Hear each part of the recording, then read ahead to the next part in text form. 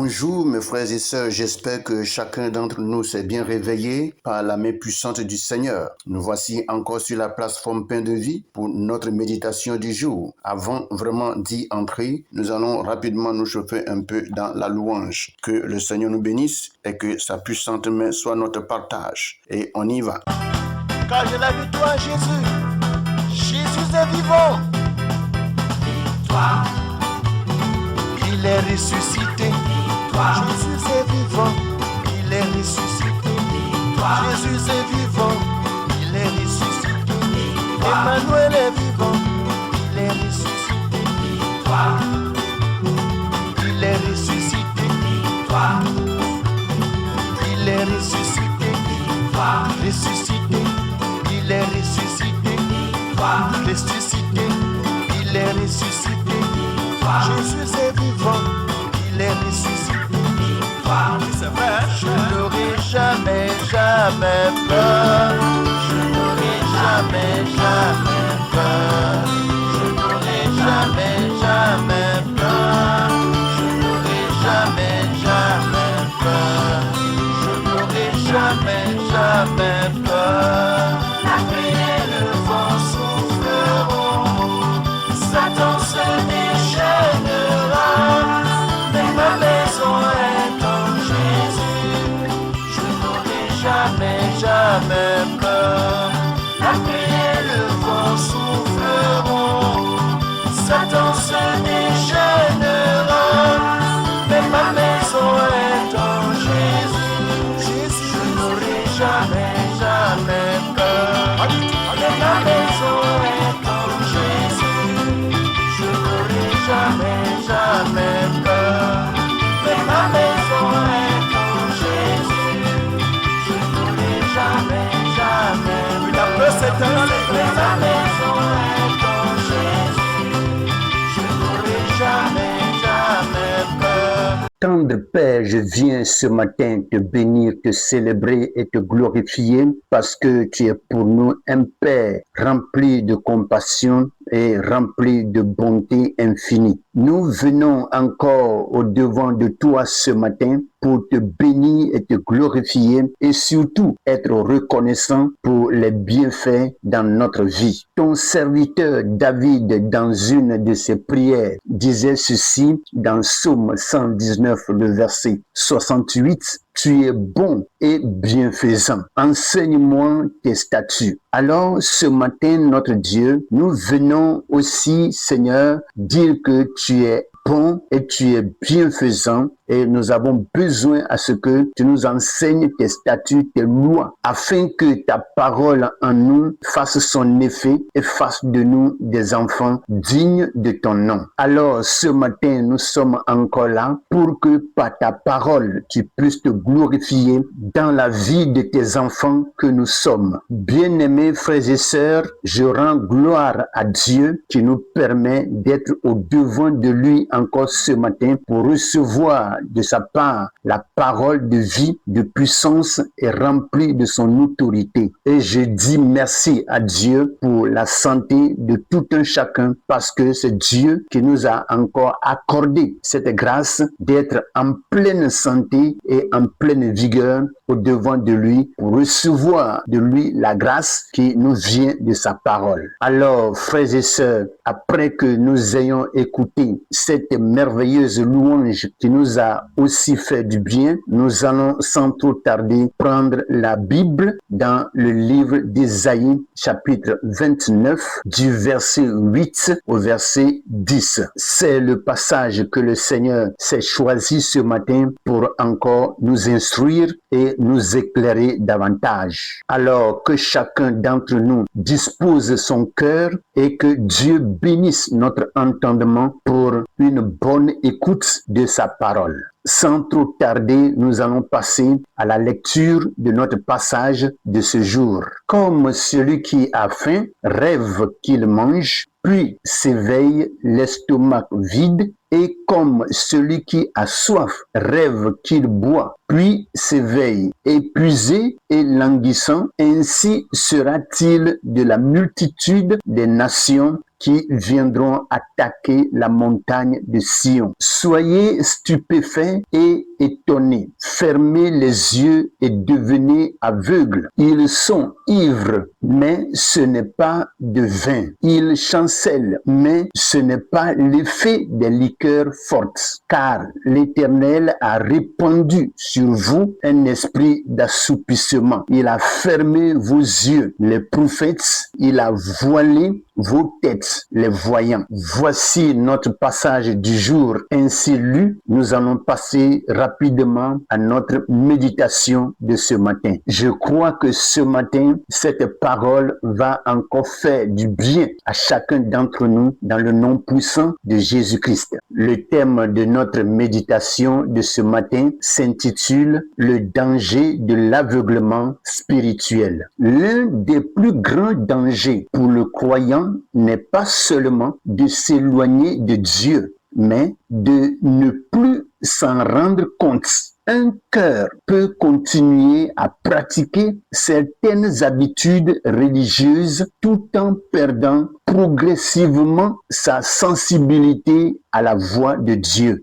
Dans notre passage d'Ésaïe, chapitre 29, le verset 8 à 10, le prophète décrit un peuple qui poursuit des illusions et qui, à cause de son éloignement de Dieu, tombe dans un profond aveuglement spirituel. Ce passage nous invite à examiner notre relation avec le Seigneur afin de demeurer éveillé, attentif et dépendant de lui. Voici ce à quoi notre passage de ce jour nous introduit. Alors, notre thème de ce matin sera développé sur 5 points qui sont les suivants. Point 1. Les illusions ne peuvent satisfaire l'âme. Point 2. L'aveuglement spirituel empêche de discerner la vérité. Point 3. Négliger la voix de Dieu conduit à l'assoupissement spirituel. Point 4. Dieu désire ouvrir les yeux de son peuple. Et le point 5. La vigilance spirituelle protège le croyant. Après que nos 5 points soient développés, nous passerons à une conclusion qui nous conduira à une prière finale par laquelle nous allons terminer cette méditation. Nous repartons rapidement au point 1 pour continuer notre méditation. Les illusions ne peuvent satisfaire l'âme. Dans Ésaïe chapitre 29, le verset 8, nous pouvons lire ceci. Celui qui a faim rêve qu'il mange, puis s'éveille l'estomac vide. Ce passage veut nous enseigner que les choses de ce monde promettent souvent le bonheur et la satisfaction, mais elles laissent le cœur vide lorsqu'elles prennent la place de Dieu. Avant de continuer, bien-aimés, il serait bien que nous sachions ce que c'est qu'une illusion. La bonne définition que j'ai trouvée selon mes recherches, c'est une appréciation conforme à ce que quelqu'un souhaite croire, mais fausse par rapport à la réalité. En quelque sorte, l'illusion, c'est quelque chose en qui nous croyons fortement, mais qui n'a rien à voir avec la réalité. Donc, je peux dire qu'une illusion est une fausse croyance. Plusieurs dans ce monde se donnent à des choses dans lesquelles ils croient avoir la satisfaction, mais qui en fait de compte les abandonnent et les laissent sans rien avoir entre leurs mains. Et ceci arrive très souvent lorsque nos illusions prennent la place de Dieu dans notre cœur. Lisons Jérémie chapitre 2, le verset 13. Car mon peuple a commis un double péché. Ils m'ont abandonné, moi qui suis une source d'eau vive, pour se creuser des citernes crevassées qui ne retiennent pas l'eau. Cette parole est une vérité parce que lorsque nous voyons aujourd'hui dans ce monde, plusieurs ont détourné leur regard de Dieu et se sont donnés à des choses qui vont les détruire et ils abandonnent complètement le Seigneur et d'autres d'autres oublient qu'il existe un Dieu dans ce monde et ils se choisissent eux-mêmes un chemin pour se sauver ou soit pour se protéger. Et Dieu dit que dans ce passage, tous ceux qui vivent ainsi commettent un double péché. Alors ce matin, laissez-moi nous dire que tout ce qui remplace Dieu finit par décevoir. Lui seul peut combler les besoins profonds de l'âme. Toute personne qui se laisse conduire par la chair et où il va même chercher à satisfaire cette chair et abandonner l'âme se détruit. Bien-aimés frères et sœurs, cherchons à combler les besoins profonds de l'âme que de chercher à combler les besoins profonds de la chair. Alors, toi qui se soucies à satisfaire ce matin plus la chair et abandonner de satisfaire ton âme, fais attention pour ne pas te détruire. Car la parole de Dieu nous dit dans Ézéchiel que l'âme qui pêche, c'est celle qui mourra. Mais note bien que Dieu ne désire pas ta mort. Ce que Dieu désire, c'est ta vie. Point 2. L'aveuglement spirituel empêche de discerner la vérité. Dans Ésaïe 29, le verset 9, nous pouvons lire cette portion de l'Écriture. Ils sont ivres, mais ce n'est pas de vin. Le prophète décrit ici une confusion spirituelle profonde. Lorsqu'un cœur refuse continuellement la lumière de Dieu, il perd progressivement sa capacité à discerner ce qui est juste. Lisons Éphésiens chapitre 4, le verset 18. Ils ont l'intelligence obscurcie. Ils sont étrangers à la vie de Dieu à cause de l'ignorance qui est en eux, à cause de l'endurcissement de leur cœur. Vous savez, Dieu a continuellement parlé à des gens pour les amener à la droiture, à la justice, mais ces derniers ont toujours endurci leur cœur. Or, un cœur endurci finit par ne plus reconnaître les avertissements ni les directions de Dieu. Alors, mon frère ou ma sœur, toi qui m'écoutes ce matin, tu sais bien que Dieu t'a beaucoup averti. Dieu s'est révélé à plusieurs reprises à toi, mais à cause de ton endurcissement, pour finir, malgré les directions et les avertissements qu'il te donne, tu ne fais plus attention à cela. Prends garde pour ne pas perdre ton âme. Point 3. Négliger la voix de Dieu conduit à l'assoupissement spirituel. Dans Ésaïe 29, le verset 10, nous pouvons lire ceci. L'Éternel a répandu sur vous un esprit d'assoupissement. Ceci pour nous dire que lorsque l'homme rejette constamment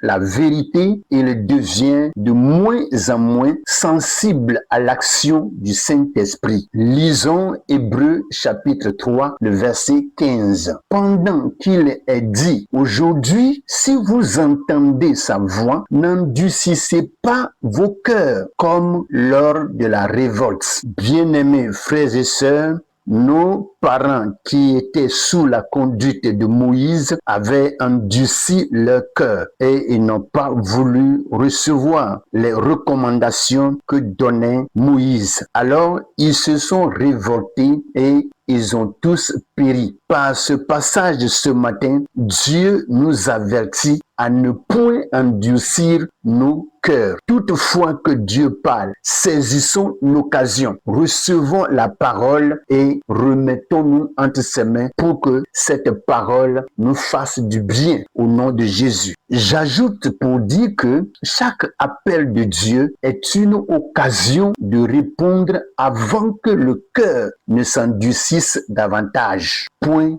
4. Dieu désire ouvrir les yeux de son peuple. Dans Ésaïe chapitre 29, le verset 9 à 10, même lorsque l'aveuglement spirituel est profond, Dieu continue d'appeler son peuple à revenir à lui. Bien-aimés frères et sœurs, toi qui continues dans l'aveuglement et qui refuses de laisser les écailles tomber de tes yeux pour que tu voies la gloire de Dieu, le Seigneur t'avertit et veut que tu reviennes à lui aujourd'hui. Psaume 119, le verset 18. Ouvre mes yeux pour que je contemple les merveilles de ta loi. Alléluia. Bien-aimés frères et sœurs, la lumière spirituelle est un don de Dieu accordé à ceux qui recherchent sincèrement sa présence. Point 5.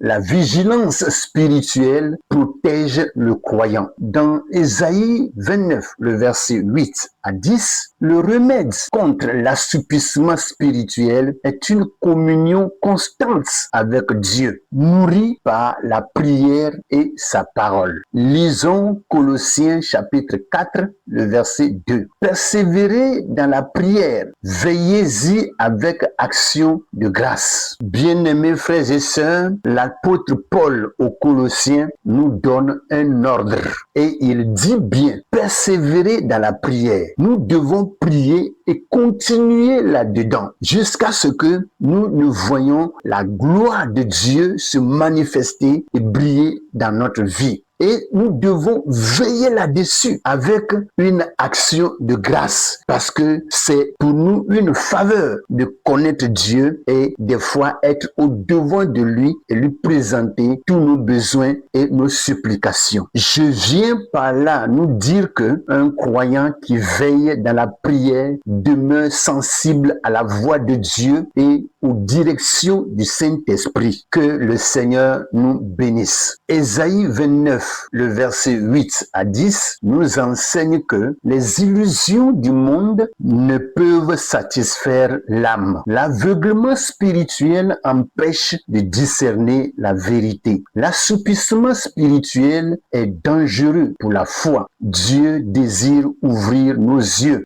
et éclairer nos cœurs. La vigilance dans la prière et la parole nous gardent près du Seigneur. Demandons chaque jour à Dieu de nous préserver de toute insensibilité spirituelle et de nous garder attentifs à sa voix. Alléluia. Passons à la prière.